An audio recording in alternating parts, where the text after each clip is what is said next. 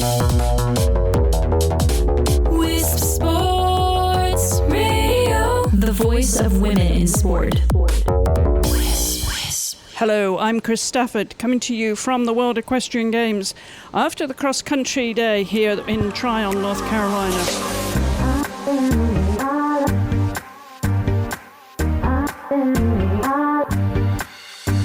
It's been a really good day for the sport of eventing today, with horses and riders coming home safely. A few tumbles from the riders, but all horses were safe and sound, and a terrific day's competition. It's actually all about girl power, because just like the Grand Prix Special yesterday, we've got 3 women on the medal podium right now. Currently sitting in gold medal position is Germany's Ingrid Klimke, and in silver medal position, Britain's Ros Canter, who's competing in her first championship event. She's been on the British team before, but this is her first championship event, and she had a beautiful round with Allstar. And in silver medal position, we've got Sarah Ennis for Ireland, and that is really super for Ireland to be in this position after cross-country. And also with the team, they are in the silver medal position.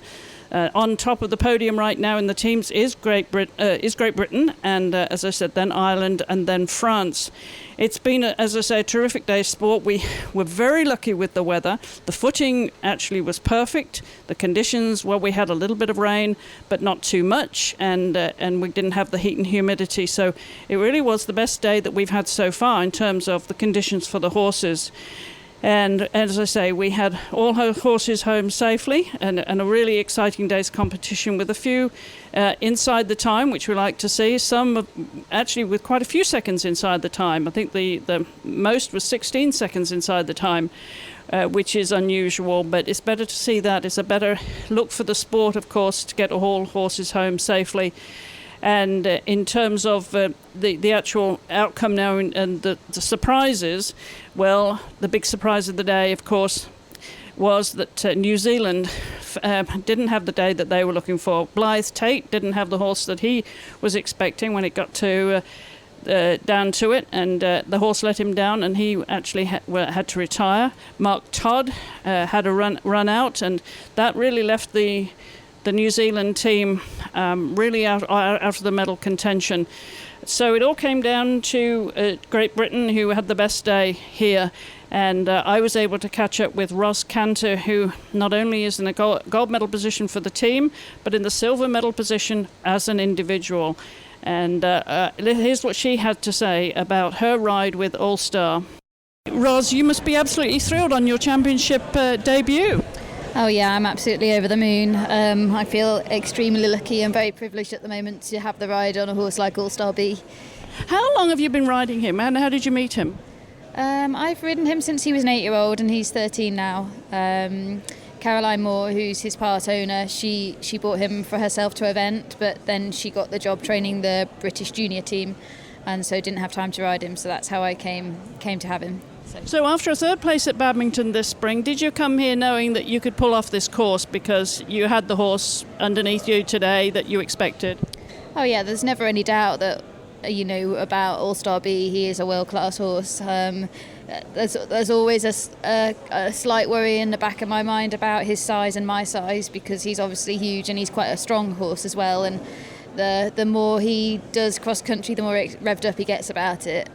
So there's always that fine balance of, feeling like I feel safe enough to move him on and really gallop him. But he was so polite today. He was great. Well, now, since we're on radio, just tell us how big he is and how tall you are. He's good. He's over 17 hands, but he's a big strapping lad as well. He's big boned, and I'm just under 5'2". So I'm quite small boned. So when you saw this track here then earlier this week, Ros, was there anything that you thought, well, that might be a bit of a question, or were you really confident going into the cross country today? I was confident that all of the jumps really within our capabilities. It was just about the timing and making sure that we got the approaches right and that we had a really good plan. And fortunately we've got such a fantastic team around us here with Team GB that I knew exactly what I needed to do at the start, and fortunately I pulled it off. Well, talk about your impressions of being on the team for the first time. How does it feel? Just to give us some sense of what you've experienced and how it's been really. Yeah, well, I did the Europeans last year, but this is my first World Championships, and the team atmosphere is absolutely fantastic. It's such a great bunch of riders, really nice people, and we're all, we're one team, we're all out for each other. But, it's a support team behind. All the grooms are just upbeat all the time, and then the rest of the support team, it's the media people. We've got organisers, we've got owners, supporters, Dickie and Chris. It's just been so fantastic because we can just ride our horses and everything else is sorted for us. What did you take away, though, from this cross-country, Ros, and the competition so far compared to your other performances? What did he teach you? It's given me a lot of confidence for the future. I mean, after that performance, I don't think there's any excuse me not making a time at a 4-star again on Allstar B. He's such a huge striding horse that I've probably been a bit protective over him and myself in the past, and I feel like I'm maybe going faster than I actually am. But today I'm a bit of a queen of getting a few time faults, and today I had to put that behind me, and I went out the start box really meaning business, and I went on strides normally I wouldn't be comfortable going on, and he made it feel so easy that I've just got to take confidence from that for the future. Absolutely, lots to take away already. Going into the stadium, how do you feel about this, and especially with the changes we've had to make and delaying it a day? Did he finish well enough? You don't think he'll just get stiff tomorrow? Some have said they might get stiff not having a rest day in between. What are your thoughts on that?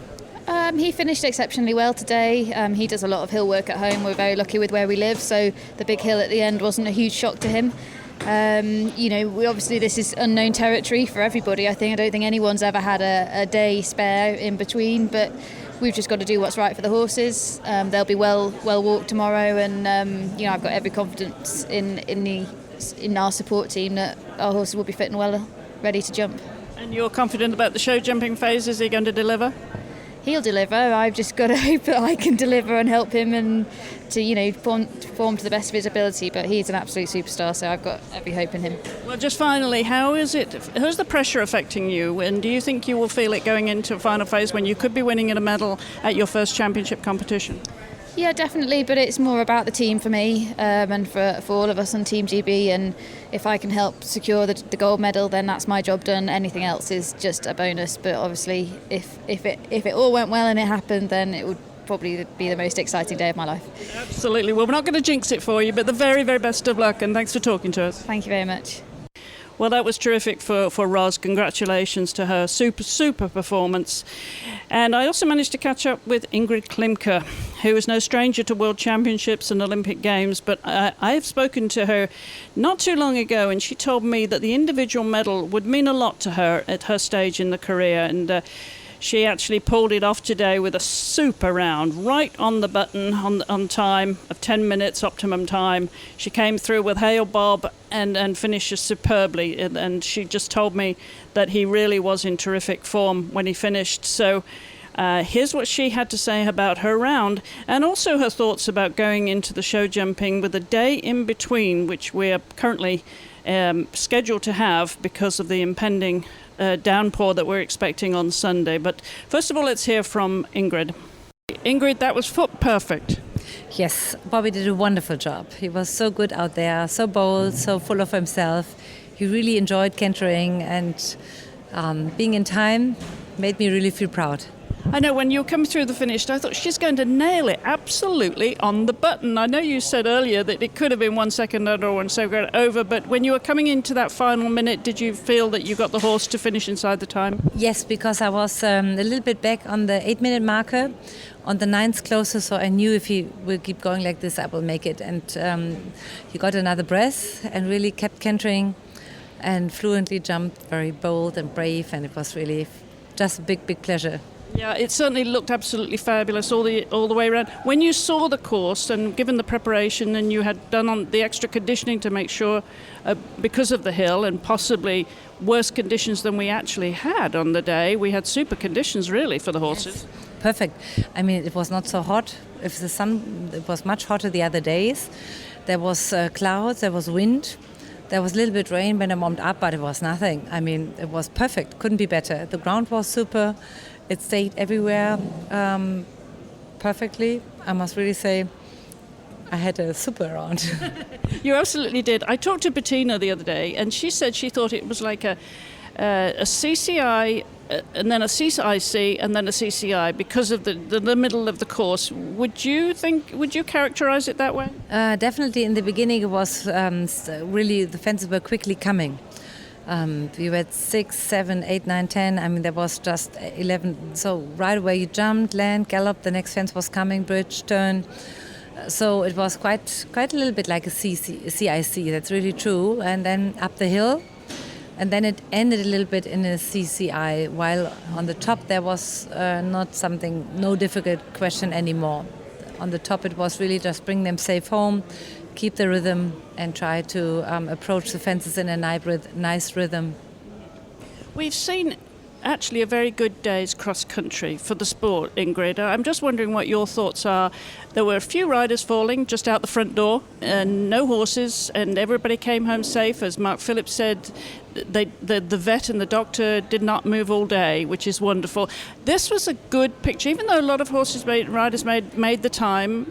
Don't you think that's better for the sport to keep it manageable at this level anyway? What are your thoughts on that? Much better, because the more happens or awful falls, falling horses, that's what neither the riders nor the spectators or the public wants to see. So you saw many fit horses cantering in the finish, still full of themselves, and okay, there were runouts here and there, and the waterfall was different than we have never had before. My own opinion is that we don't need this, because I think it's an extra whatever goodie or modern thing which horses have very difficulties to analyze. And with the wind, the waterfall was blowing in all directions. And why affect horses like this? I don't see a reason in it, honestly. I don't personally, it's my personal opinion, I really don't like it, because there were so many fences out there with going to fence number G at this combination, you didn't need the waterfall. And so you saw young horses spooking, you saw old horses spooking. The ones who rode the alternative was not a nice line.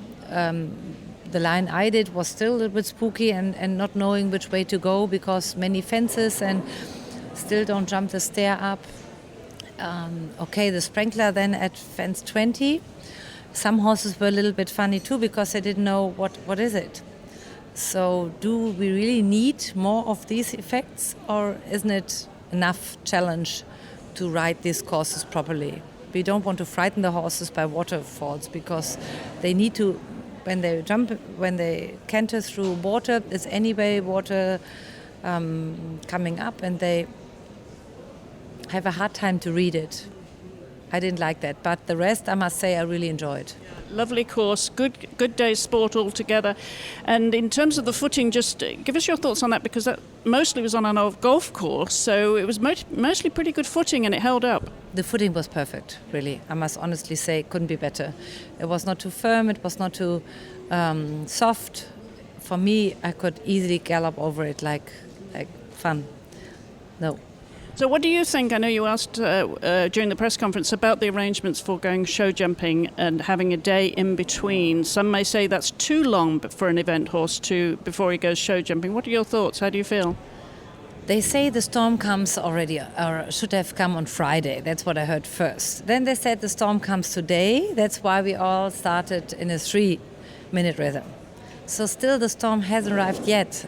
So my personal feeling was, why don't we do the trot up, jump, or see if we can jump. If we can't, we can say, okay, we do it on Monday. But to cancel it now, change all flights, and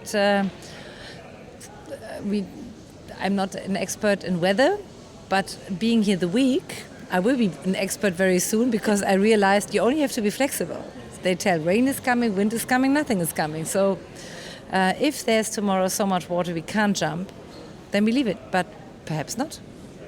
Well, we'll see what, as you say, it changes every minute. But at the moment, you're in a very good position, in that gold medal position. I know you would like your team be right behind you on the podium, but it may be just an individual gold. This would be a career highlight for you. Definitely. because I was 3 times at the WEGs, enjoyed being there as a team winner, but to have a chance for an individual would be another dream come true.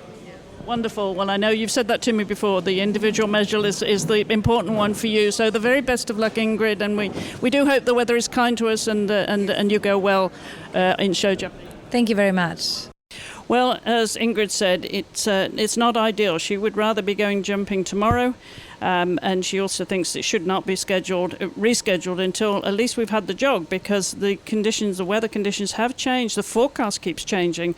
So it may be that we don't get as much rain as they first thought, but a lot of changes have been made this week with the conditions here, and we heard about it earlier in the week with endurance. Now we've heard it with the show jumping, which is now scheduled to go on Monday, so a rest day for the horses tomorrow, as you heard. But also for the freestyle, the news that came out this afternoon from the organising committee here is that the dressage freestyle is being cancelled.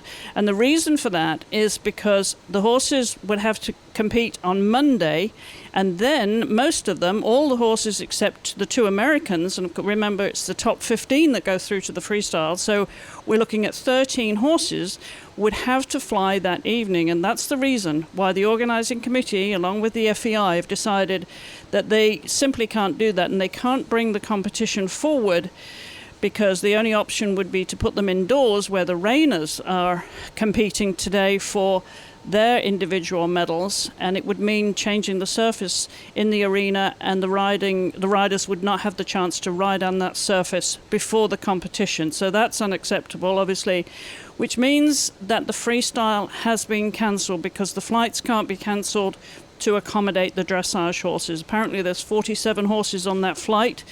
They are the endurance horses and the reiners that are booked, and the dressage horses that are booked on that flight back to Europe, and that can't be changed. So this is unprecedented, to not have a freestyle complete a World Equestrian Games. Very, very disappointing for the riders, obviously, and especially those that were contesting the medals, for all of them really, to have that opportunity to compete at a World Championship taken from them simply because of the weather. But of course, when this event was organised so long ago, we didn't anticipate a hurricane coming through. So very disappointing for them, and that the organising committee could not accommodate a change in the schedule to make sure that the freestyle completed as per the expectations here on schedule tomorrow, Sunday, and it was not going to work for them on Monday. It is raining here. It is a steady downpour. It's been windy all day. But it's really not as bad as we expected, and as I say, we got away with it very well with the cross-country. But the rain is meant to get worse overnight and actually pour all day tomorrow. It's meant to be really bad tomorrow, Sunday, so we can expect a bit of a deluge. We're waiting to see what happens. Things are really moving every day. It's a moving feast in terms of the schedule, so we'll bring you updates tomorrow. You can follow the posts on our WIS Sports page, and of course on Twitter and the Facebook Lives as well. So do catch us again there, and I'll be back, of course, with the horse show tomorrow for more from the FEI World Equestrian Games here in Tryon, North Carolina. And we'll see what happens. We may not have much going on tomorrow, so I'll bring you that news as well. But whatever it is, we'll keep you posted here at Wisp Sports and on our social media. Until then, don't forget to follow us at Wisp Sports, and I'll be back as soon as I can with more news here from Tryon, North Carolina. Thanks for listening. Goodbye for now.